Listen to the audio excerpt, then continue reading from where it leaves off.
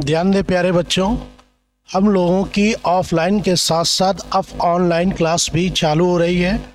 इसमें हम लोग जितनी भी प्रतियोगी परीक्षाएं हैं उन सब के कंटेंट आपको प्रोवाइड कराएंगे। इसमें सारे विषय आपको मिलेंगे। इसमें आपको जीएस भी मिलेगी, रीजनिंग भी मिलेगी, मैथ्स भी मिलेगी और इंग्लिश भी मिलेगी। इसके साथ साथ जिन प्रतियोगी परीक्षाओं में हिंदी आती है उन प्रतियोगी परीक्षाओं में हिंदी आपको मिलेगी और सभी कंटेंट आपको लेटेस्ट मिलेंगे। इसके साथ साथ किस तरह से प्रतियोगी परीक्षाओं में प्रश्न आते हैं और उन प्रश्नों को कैसे हल किया जाता है, इन सब बातों को आपको बताया जाएगा।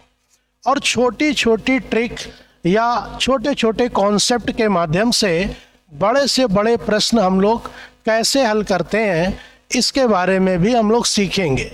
जैसे हम लोग देखते हैं कि अक्सर बौद्ध महासभाओं से प्रश्न आते हैं और लगभग 64 प्रश्न आते हैं एक जगह से। तो इन प्रश्नों को हल करने के लिए हम लोग बौद्ध महासभा के चार्ट को देखेंगे। इन्हें बौद्ध महासभा के नाम से भी जाना जाता है, बौद्ध संगीत के नाम से भी जाना जाता है। जैसे जब बौद्ध महासभाओं की बात होती है, जब हम लोग बौद्ध महासभा की बात करते हैं तो इसमें हम लोग देखते हैं कि पहली बौद्ध महासभा, दूसरी बौद्ध महासभा, तीसरी बौद्ध महासभा और चौथी बौद्ध महासभा। ध्यान दें, हम लोगों को इसमें काम करने के तरीके को सीखना है कि किस तरह से काम करना है। जैसे पहली, दूसरी, तीसरी, चौथी, 4 बौद्ध महासभाएं हो गई। अब अगर इनके टाइम पीरियड की बात करें हम तो 483 बीसी, 383 बीसी, 250 बीसी और फर्स्ट एडी। तो हमसे पूछेगा कि पहली बौद्ध महासभा कब आयोजित की गई, तो ये समय है, इन बौद्ध महासभाओं का समय। पूछेगा पहली बौद्ध महासभा का आयोजन कब किया गया, तो 483। दूसरी बौद्ध महासभा का आयोजन 383, तीसरी बौद्ध महासभा का आयोजन 250 बीसी और चौथी बौद्ध महासभा का आयोजन फर्स्ट एडी। इसके साथ साथ ये बौद्ध महासभाएं कहाँ आयोजित हुई, उन स्थानों पे भी चर्चा की जाती है। तो स्थान की जब हम लोग बात करते हैं तो यहां पर लिखते हैं RVPK। काम करने का तरीका आपको सीखना है। हमने लिखा है RVPK। इस R से लिखते हैं राजगृह, बिहार में पड़ती है ये जगह। इस V से लिखते हैं वैशाली, ये भी बिहार में है। और P से लिखते हैं पाटलिपुत्र, पाटलिपुत्र। और K से लिखते हैं कुंडलवन। कुंडलवन जो है ये कश्मीर में पड़ता है। हमसे पूछेगा कि बताइए पहली बौद्ध महासभा का आयोजन कहाँ हुआ, तो राजगृह में। दूसरी का कहाँ हुआ, वैशाली में। तीसरी का कहाँ हुआ, पाटलिपुत्र में। और चौथी का कुंडलवन कश्मीर में हुआ। इसके साथ साथ इन बौद्ध महासभाओं की अध्यक्षता किसने की, कि उस समय का कौन बौद्ध महाविद्वान था जिसने इनकी अध्यक्षता की। तो इसमें हम लोग देखते हैं जब अध्यक्ष की बात करते हैं तो अध्यक्ष में हम लोगों को एक नाम मिलता है MSMV। इससे लिखते हैं महाकश्यप, महाकश्यप।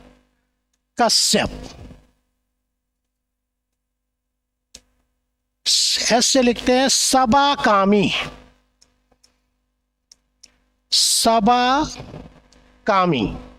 एम से लिखते हैं मुगालपुत्तिस, मुगालपुत्तिस,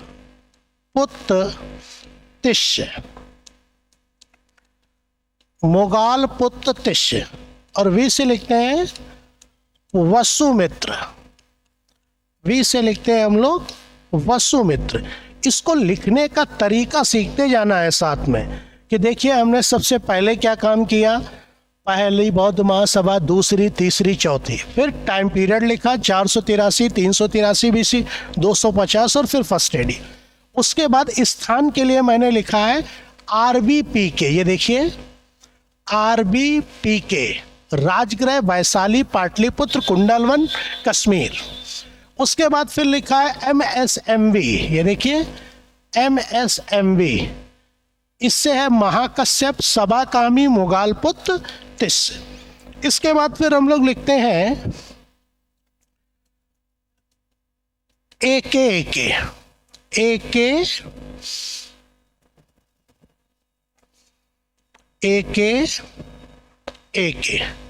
इस ए से है आजाद शत्रु, इस के से है कुंडलवन, इस के से आप लिखेंगे काला शोक, ये नाम है काला शोक। और इससे लिखेंगे AK अशोक, और इससे लिखेंगे कनिष्क। तो अब देखिए कैसे, अगर पूछेगा कि बताइए पहली बौद्ध महासभा का आयोजन किस शासक के शासनकाल में हुआ, तो अजातशत्रु के काल में। पूछेगा दूसरी बौद्ध महासभा का आयोजन किस शासक के शासनकाल में हुआ, तो काला शोक के। पूछेगा तीसरी बौद्ध महासभा का, तो अशोक के। और चौथी बौद्ध महासभा का आयोजन कनिष्क के शासनकाल में हुआ। इसके साथ साथ इन बौद्ध महासभाओं में क्या कार्य किए गए उसके बारे में हम लोग चर्चा करेंगे। इसमें हमें कौन कौन से कार्य करने हैं इन बौद्ध महासभाओं में, इसके लिए देखते हैं। तो इसका स्क्रीनशॉट ले लीजिए, ये देखिए। और इसको लिखने का सबसे सरल तरीका है, जैसे आपने पहली लिखी बौद्ध महासभा, दूसरी लिखी, तीसरी लिखी और चौथी लिखी, तो उसमें आपने सिर्फ 483 लिखा, ये BC में है टाइम पीरियड, 383 लिखा, 383 BC लिखा, 250 BC लिखा और फर्स्ट AD लिखा। इसके बाद अगर आप AK लिख लेंगे, जो मैंने वहां लिखा है,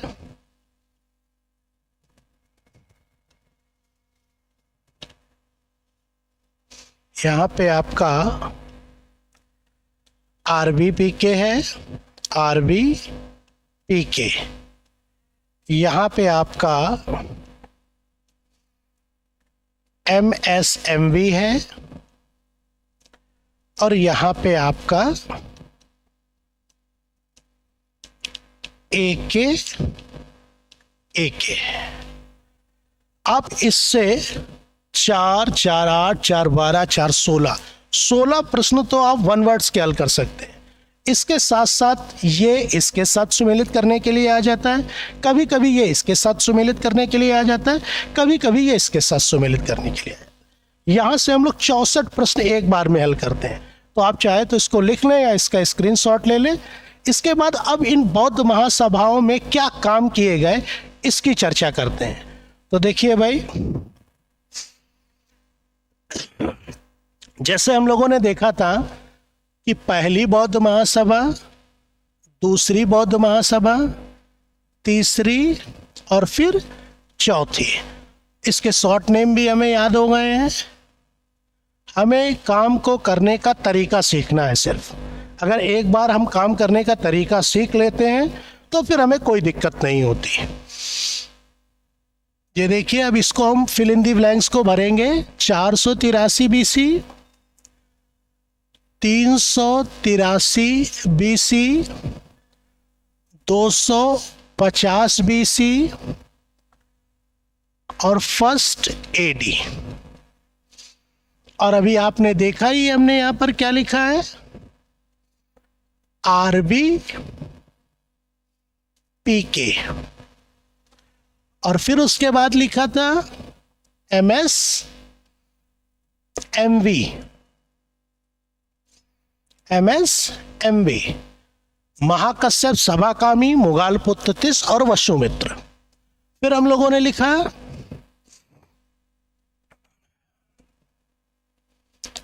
एके एके। ध्यान दीजिए, अब हमें इस चार्ट को तो हम लोग पहले सेशन में कर चुके हैं, अब इस चार्ट में क्या क्या काम किए गए हैं उसको देखना है। जैसे आप अक्सर सुना करते हैं एक शब्द त्रिपिटक, एक शब्द आप सुनते हैं त्रिपिटक। पिटक शब्द का इस्तेमाल हमेशा पिटारे के लिए किया जाता है। पिटारा बॉक्स या बक्सा या पोटली, एक ऐसी चीज जिसे आप बंद कर सके। तो बौद्धिज्म में जो बौद्धों की शिक्षा थी उसे एक पिटारे में बंद किया गया, इसलिए उसे हम लोगों ने पिटक शब्द के रूप में परिभाषित किया। और ये पिटक 3 थे, इसलिए इन्हें त्रिपिटक कहते हैं। जैसे एक मिलता है हमें विनय पिटक, विनय पिटक। दूसरा मिलता है हमें सुत्त पिटक, सुत्त पिटक। तीसरा मिलता है अभिधम्म पिटक। ध्यान दीजिए, ये तो हम लोगों को पता है, अक्सर क्वेश्चन भी पूछता है कि बताइए त्रिपिटक का संबंध किस धर्म से है, तो आप सीधे बता देते हैं ये बौद्ध धर्म से जुड़ा है। किससे जुड़ा है? बौद्ध धर्म से। और जब कभी आपसे एक शब्द पूछा जाता है त्रिरत्न, ध्यान दीजिए, त्रिरत्न पूछा जाता है, तो भी आपको पता है कि यह शब्द जैन धर्म से जुड़ा है, जैन धर्म से जुड़ा है। ध्यान दीजिए, अगर आपसे पूछा जाता है कि त्रिपिटक किससे जुड़ा है, तो बौद्ध धर्म से। वहीं आपसे पूछा जाता है त्रिरत्न किससे जुड़ा है, तो आप बता देते हैं जैन धर्म से।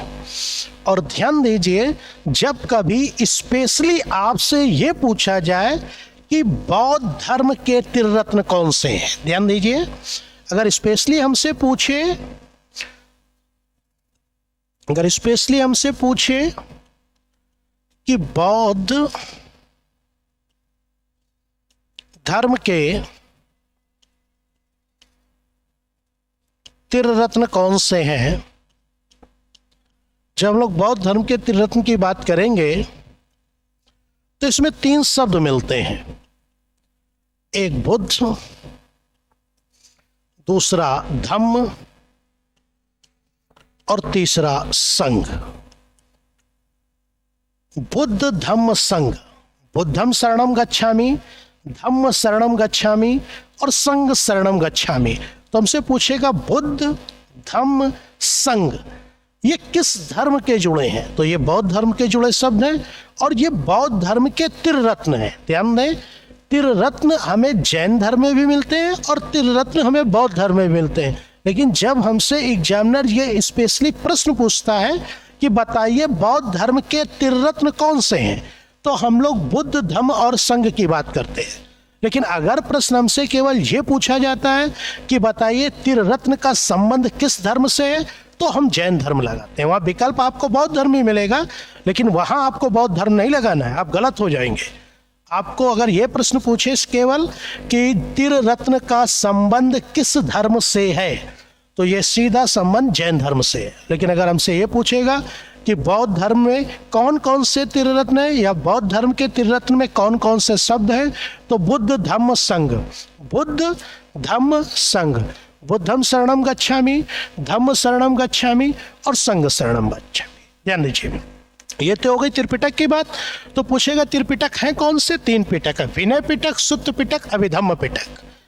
विनय पिटक और सुत्त पिटक की रचना पहली बौद्ध महासभा में हुई। ध्यान दीजिए, विनय पिटक और सुत्त पिटक की रचना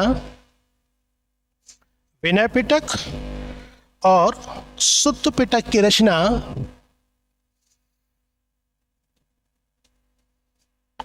विनय पिटक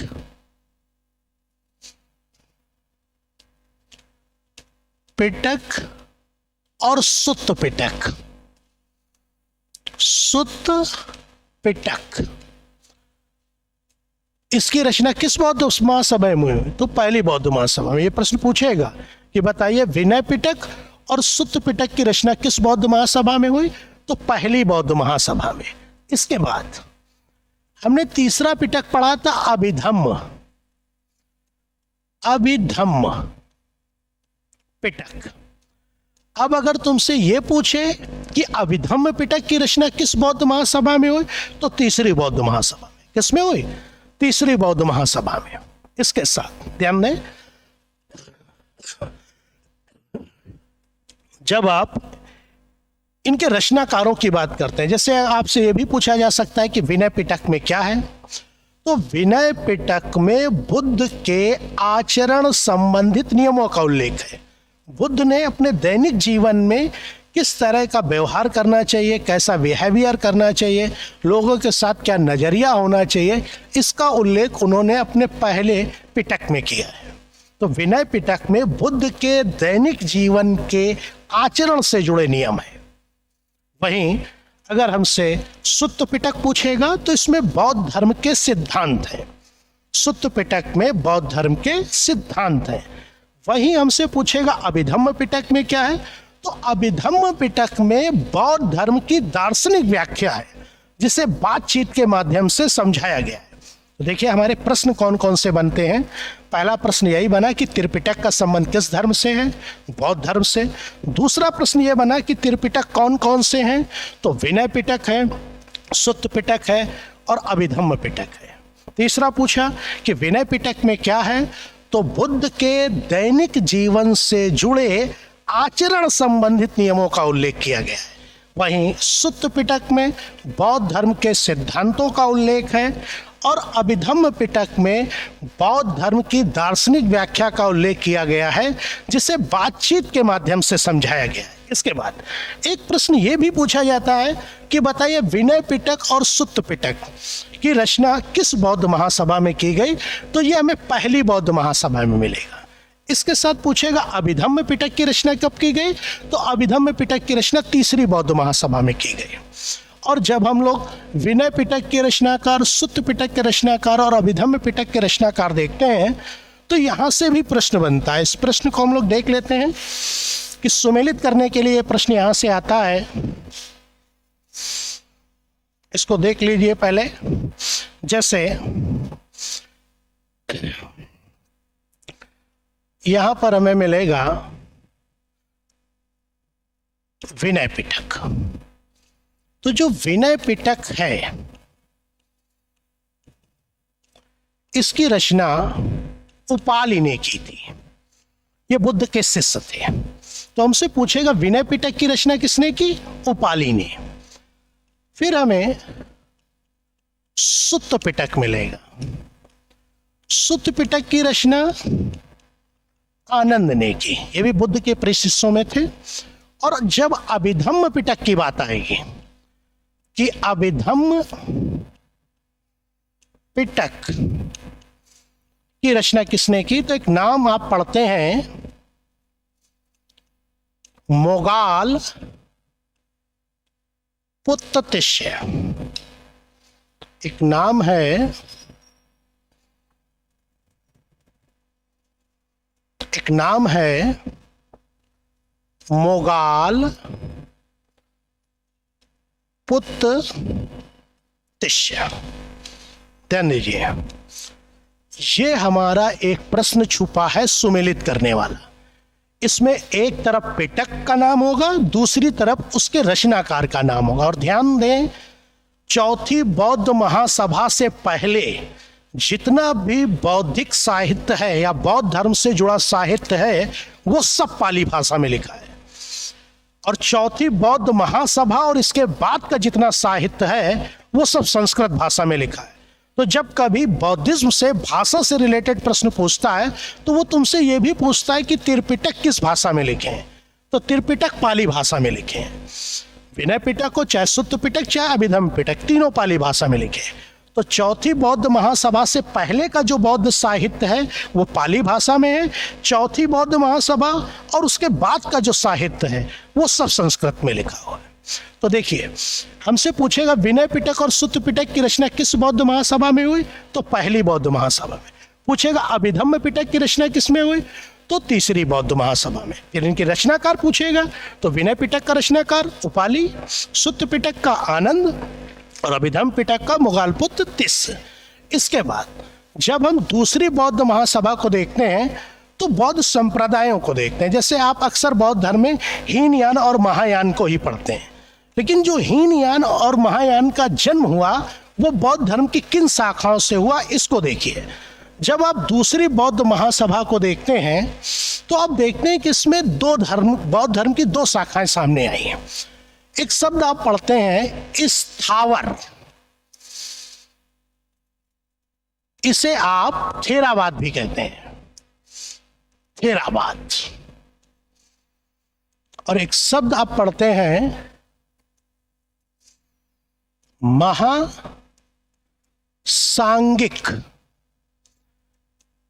इसे आप कहते हैं सर्व विस्तारवाद।